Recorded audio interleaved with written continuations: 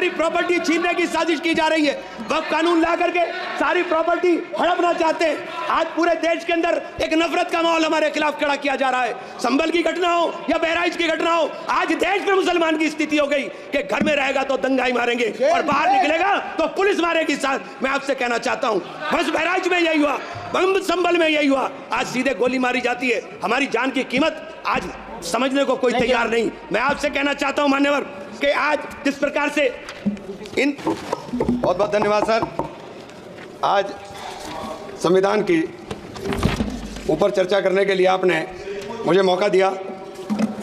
माननीय अध्यक्ष जी, जब भारत का संविधान बना उस समय देश के हालात क्या थे?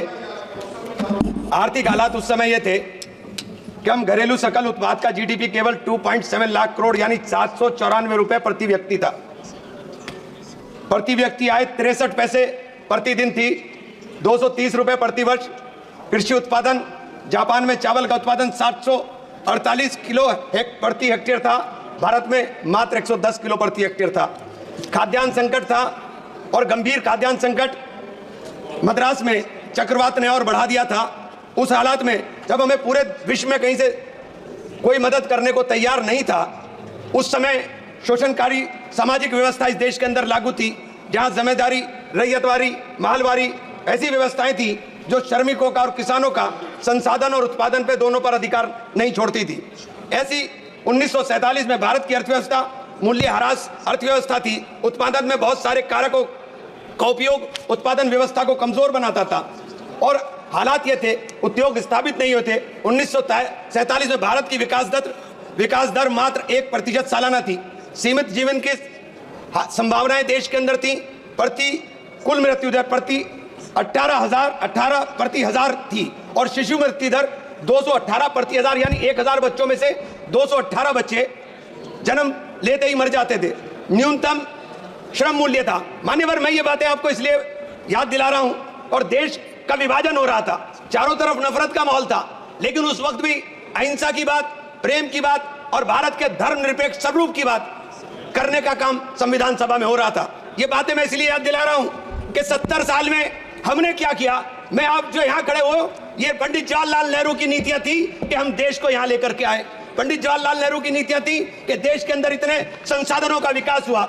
ये बातें मैंने आपको इसलिए बताई कि बार बार कहा जाता है कि उनका योगदान क्या था। ये उनका योगदान था, ये उनका ही ब्लूप्रिंट था कि हमने देश के अंदर हरित क्रांति लाए। देश के अंदर हमने किसानों को आगे बढ़ाने के लिए, औद्योगों को आगे बढ़ाने के लिए, लोगों को रोजगार देने के लिए एक नया ब्लूप्रिंट तैयार किया। नहरें बनाई, बागड़ा नागल डैम बनाया, वो तमाम चीजें सिंचाई की व्यवस्था की, और ये उस हालात में थी जबकि हमारी आर्थिक स्थिति देश की बहुत कमजोर थी। मान्यवर, इस संविधान को जब बनाया गया तो संविधान को प्रस्तुत करते हुए बाबा साहेब भीमराव अम्बेडकर ने कहा था कि ये एक सामाजिक परिवर्तन का माध्यम है। उनकी दृष्टि में केवल कानूनी दस्तावेज नहीं बल्कि एक नैतिक प्रतिज्ञा है जो हमें न्याय, समानता, स्वतंत्रता, बंधुत्व के सिद्धांत से जोड़ती है। आज इस पवित्र ग्रंथ के संरक्षक के रूप में हमें अपने इन आदर्शों के प्रति अपने संकल्प को दोहराना चाहिए।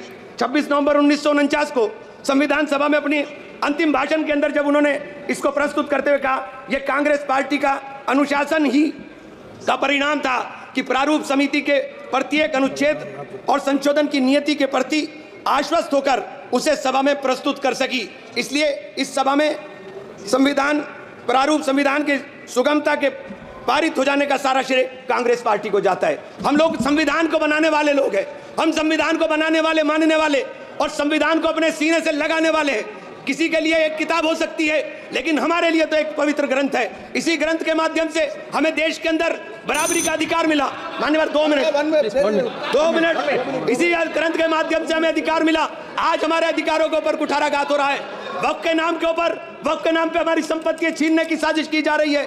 आज हमें पूरे तरीके से जगदम्बिका पाल साहब ने हमारे माननीय नहीं, अभी बैठो, सुनना भी आपको। वक्फ के नाम के ऊपर हमारी प्रॉपर्टी छीनने की साजिश की जा रही है। वक्फ कानून ला करके सारी प्रॉपर्टी हड़पना चाहते हैं। आज पूरे देश के अंदर एक नफरत का माहौल हमारे खिलाफ खड़ा किया जा रहा है। संभल की घटना हो या बहराइच की घटना हो, आज देश में मुसलमान की स्थिति हो गई कि घर में रहेगा तो दंगाई मारेंगे और बाहर निकलेगा तो पुलिस मारेगी। साथ मैं आपसे कहना चाहता हूं, बस बहराइच में यही हुआ, संभल में यही हुआ, आज सीधे गोली मारी जाती है। हमारी जान की कीमत आज समझने को कोई तैयार नहीं। मैं आपसे कहना चाहता हूं मान्यवर कि आज जिस प्रकार से इन तमाम संवैधानिक संस्थाओं का दुरुपयोग हो रहा है, एक सबसे बड़ा उदाहरण मनोज परमार नाम का आदमी जो कारोबारी था, उसके बच्चों ने राहुल जी को उनकी यात्रा के अंदर भारत जोड़ो यात्रा में गुल्लक दी। उसके घर पर ईडी की रेड हुई, उसने सुसाइड किया, अपनी पत्नी के साथ सुसाइड किया और सुसाइड नोट में लिखा कि ईडी के अधिकारी ने उसके कंधे पर पैर रखकर कहा कि तुम भाजपा ज्वाइन कर लो, प्लीज तुम भाजपा ज्वाइन कर लो। मैं कंक्लूड कर रहा हूं सर, तुम भाजपा ज्वाइन कर लो, तुम्हारी जान बच जाएगी। आज ईडी और सीबीआई का इस्तेमाल हमें डराने के लिए होगा, आज ईडी और सीबीआई का इस्तेमाल इन तमाम आवाजों को चुप करने के लिए होगा। ये संविधान के इस पावन मौके पर जब हम संविधान के पर चर्चा कर रहे हैं तो हम इस संविधान की चर्चा में कहना चाहता हूं कि संविधान, मान्यवर माइक बंद हो गया, एक मिनट